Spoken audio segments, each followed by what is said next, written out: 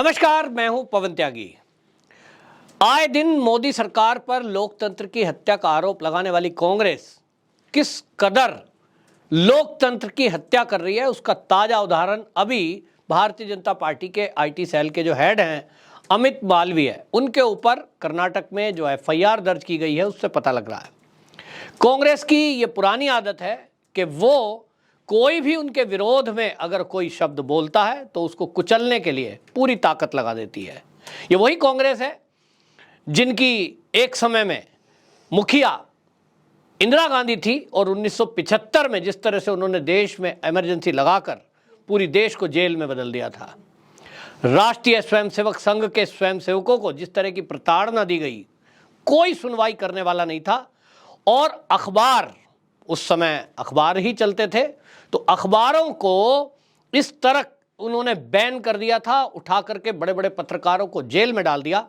जितने भी विरोधी विपक्षी दल के नेता थे सभी को जेल की सलाखों के पीछे डाल दिया। और पूरी तरह इस देश में एक तरह से कहें तो उस इमरजेंसी के जरिए कांग्रेस ने ये तय कर लिया कि उनके विरोध का एक भी व्यक्ति, एक भी पत्रकार, कोई भी साहित्यकार यहां रहने ना पाए। हम सब ने देखा कि किस तरह से इमरजेंसी लगाई गई और केवल ये था कि इंदिरा गांधी के विरोध में कोई बोले नहीं। उसी रास्ते पर आज ये गांधी परिवार चल रहा है।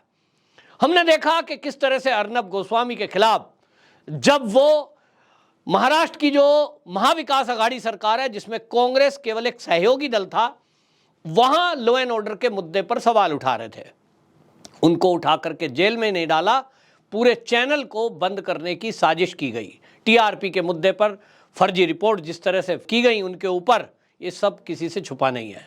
प्रदीप भंडारी को जेल में डाल दिया, इसी तरह कई पत्रकारों को वहां जेल में डाला गया। आज वही काम कर्नाटक में चल रहा है और कर्नाटक में तो ताज्जुब की बात यह है कि वहां मुख्यमंत्री के तौर पर भले ही सिद्धरमैया बैठे हों, लेकिन प्रियांक खड़गे जो कि मल्लिकार्जुन खड़गे के बेटे हैं, ऐसा लग रहा है कि पूरी सरकार को आदेश वही दे रहे हैं, पूरी सरकार को वही चला रहे हैं। अभी हाल ही में उन्होंने जिस तरह से आदेश दिया था कि जो भी ईद के दिन या ये बजरंग दल और आरएसएस के लोग हों, ये कोई गोवंश को लेकर के बवाल करें तो इनको लात मारकर जेल में डाल देना। ये आदेश देने वाले वो होते कौन हैं? क्या वो उस प्रदेश में गृह मंत्री हैं? पुलिस की मीटिंग में पुलिस को निर्देश देना ये गृह मंत्री का काम है। लेकिन हम देख रहे हैं कि मल्लिकार्जुन खड़गे जो कि कांग्रेस के अध्यक्ष हैं, उनका बेटा प्रियांक खड़गे वो वहां सत्ता को इनडायरेक्टली चला रहा है। और इसी तरह अब अमित मालवीय को लेकर भी उन्होंने बयान दिया है। प्रियांक खड़गे ने कहा है कि मैंने तो आदेश दिया हुआ है कि कोई भी फेक न्यूज चलेगी उसके खिलाफ हम कार्रवाई करेंगे।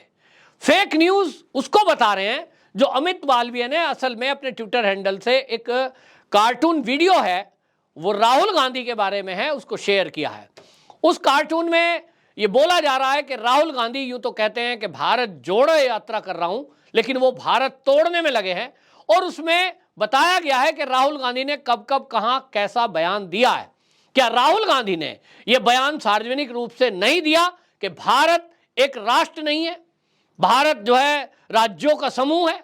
वो उसमें बोला गया है, तो इनको दिक्कत हो रही है कि अब एक्सपोज क्यों किया जा रहा है। क्या राहुल गांधी ने अमेरिका की यात्रा में वहां जाकर यह नहीं कहा कि भारत में लोकतंत्र की हत्या की जा रही है, भारत में अल्पसंख्यक असुरक्षित हैं, भारत के अंदर दलित और आदिवासियों पर अत्याचार हो रहे हैं?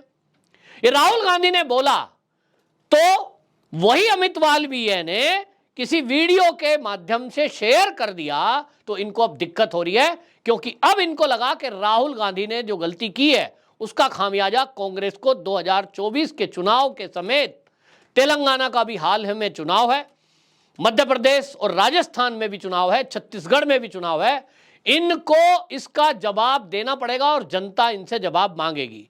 कांग्रेसियों को लगता है कि राहुल गांधी जो भी गलती करे, ये उस गलती पर भी राहुल गांधी को एक हीमैन की तरह प्रस्तुत करते हैं, यानी उसको ऐसा दिखाने की कोशिश करते हैं कि राहुल गांधी एक महान लीडर है।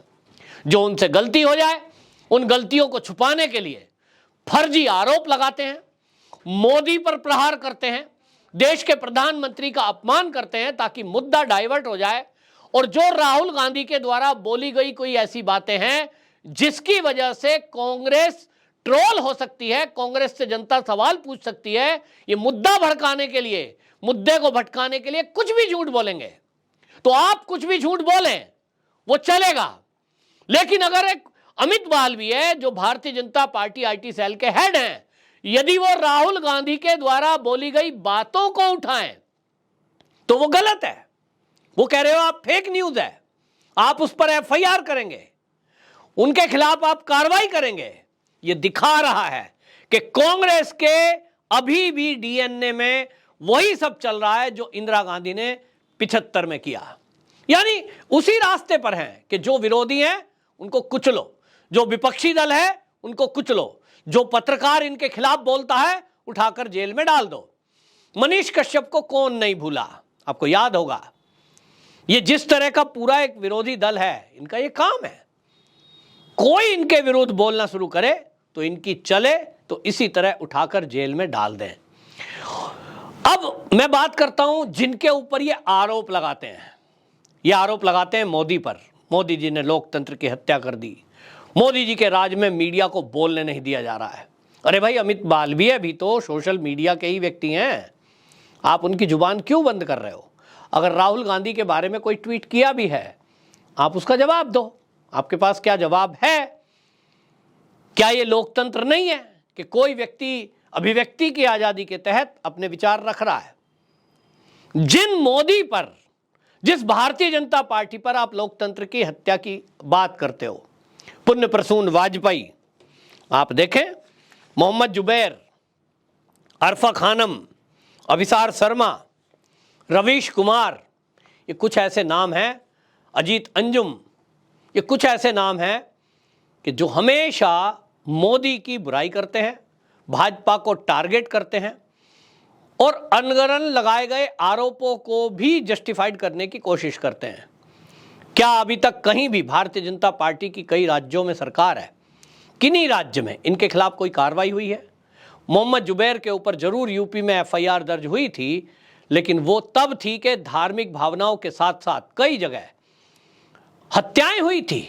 जिस तरह से वीडियो को एडिट करके एक सोची समझी रणनीति के तहत किया गया काम था, लेकिन उसके बावजूद भी बाकी और किसी पत्रकार को उठाकर ना तो जेल में डाला गया है, ना किसी चैनल को बंद करने का प्रयास किया गया है। लेकिन फिर यहाँ कांग्रेस जो है ये लोकतंत्र की दुहाई देती है और इस तरह के काम करती है। अब इसके जवाब में एक तरफ अमित मालवीय के खिलाफ एफआईआर कर दी गई है, लेकिन अब केंद्रीय मंत्री स्मृति ईरानी ने कांग्रेस से सवाल पूछा है। उन्होंने राहुल गांधी की पोल खोलते हुए कहा कि राहुल गांधी अमेरिका जाते हैं और वहां एक महिला है जिसके साथ वो मीटिंग कर रहे हैं, उस मीटिंग में वो महिला साथ में बैठी है जिसके पीछे जॉर्ज सोरस है, यानी जॉर्ज सोरस पैसा लगा रहा है। जॉर्ज सोरस वो व्यक्ति है जो अमेरिका में बैठा है, लेकिन वो कहता है कि भारत की चुनी हुई सरकार को मैं उखाड़ फेंकूंगा। जिस व्यक्ति का एजेंडा, जिस व्यक्ति का अभियान, जिस व्यक्ति ने तय कर रखा है कि वो करोड़ों रुपया, अरबों रुपया इस बात पर खर्च करेगा कि जो भारत की चुनी हुई सरकार को गिराएगा, तो वो लोकतंत्र की हत्या का विचार करने वाला व्यक्ति जॉर्ज सोरस और उससे जुड़ी हुई कोई महिला, आप उसके साथ मीटिंग में क्या कर रहे हैं? ये स्मृति ईरानी ने सीधा सवाल सुनीता विश्वनाथ को लेकर के किया है और वो फोटो दिखाई, वो हमने पहले ही देख ली है कि राहुल गांधी जब विदेश यात्रा पर गए थे अभी अमेरिका में, मोदी जी की यात्रा के पहले, तो ये एक मीटिंग में बैठे हैं और ये सुनीता विश्वनाथ उस मीटिंग में हिस्सा है। तो सवाल पूछा गया है स्मृति ईरानी के द्वारा कि आप उस यात्रा में उस महिला के साथ क्या कर रहे थे। इस महिला के बारे में आपको बता दूं, ये हिंदूज फॉर ह्यूमन राइट्स की सुनीता विश्वनाथ को फाउंडर है और इसको जॉर्ज सोरस पीछे से फंडिंग करते हैं। ये वो महिला है जो है अमेरिकी मुस्लिम परिषद के साथ जुड़ी हुई है और इसको जो है पीछे से पाकिस्तान की खुफिया एजेंसी आईएसआई फंडिंग करती है।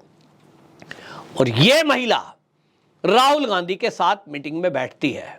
दूसरा सवाल स्मृति ईरानी ने उठाया है कि जो राहुल गांधी जिस भारत जोड़ो यात्रा का जिक्र कर रहे हैं, उस यात्रा में ओपन सोसाइटी जो कि जॉर्ज सोरस की है, उसके ग्लोबल अध्यक्ष सलील सेठी और राहुल गांधी के साथ भारत जोड़ो यात्रा में दिखाई दिए थे। क्या भारत जोड़ो यात्रा असल में भारत को तोड़ने की कोई साजिश चल रही थी, कोई प्लानिंग हो रही थी? क्योंकि जॉर्ज सोरोस की मंशा तो लोकतंत्र की हत्या करके चुनी हुई सरकार को गिराना है। तो क्या राहुल गांधी इस मोदी सरकार के गिराने के लिए जॉर्ज सोरोस के इशारे पर, जॉर्ज सोरोस के जुड़े हुए व्यक्तियों के माध्यम से मोदी सरकार को उखाड़ फेंकने के लिए कोई षड्यंत्र करने की साजिश ये उनके दिमाग में चल रही है? क्या 2024 के चुनाव जीतने के लिए कांग्रेस जॉर्ज सोरोस के सहारे ऐसे व्यक्तियों का साथ लेगी या लेने वाली है जो भारत का माहौल खराब करके, दंगे फसाद करके, साजिश करके मोदी को बदनाम करना चाहते हैं? दो घटनाएं आपको ध्यान आएगा जैसे ही राहुल गांधी विदेश यात्रा पर गए थे। ये संयोग है या प्रयोग, इसका जवाब तो मैं नहीं दे सकता, ये जांच एजेंसी, सुरक्षा एजेंसियां बताएंगी। लेकिन ये कैसी बात है कि राहुल गांधी जब भी विदेश गए तभी भारत में कोई ना कोई दंगा फसाद या बड़ी दुर्घटना या बड़ा आतंकवादी हमला हुआ है। इस बार भी जब राहुल गांधी गए तो उड़ीसा में भयंकर ट्रेन हादसा हुआ और उसके बाद लगातार 1, 2, 3 ऐसे हादसे हुए जो पता लग रहा था कि वाकई में छेड़खानी की गई है, पटरियों के साथ छेड़खानी की गई है, जिसके साथ ऐसा हुआ। क्या ये एक महज संयोग है या कोई प्रयोग है? इसका जवाब भी राहुल गांधी को देना चाहिए। जिस तरह से स्मृति ईरानी ने सवाल उठाए हैं उसका जवाब भी कांग्रेस को देना चाहिए कि राहुल गांधी जॉर्ज सोरोस से जुड़े हुए व्यक्तियों के साथ मिलकर क्या 2024 के चुनाव को जीतने के लिए कुछ साजिश करने वाले हैं? बड़ा सवाल है। आपकी क्या राय है? अपनी राय भी कमेंट बॉक्स में जरूर बताएं। वंदे मातरम।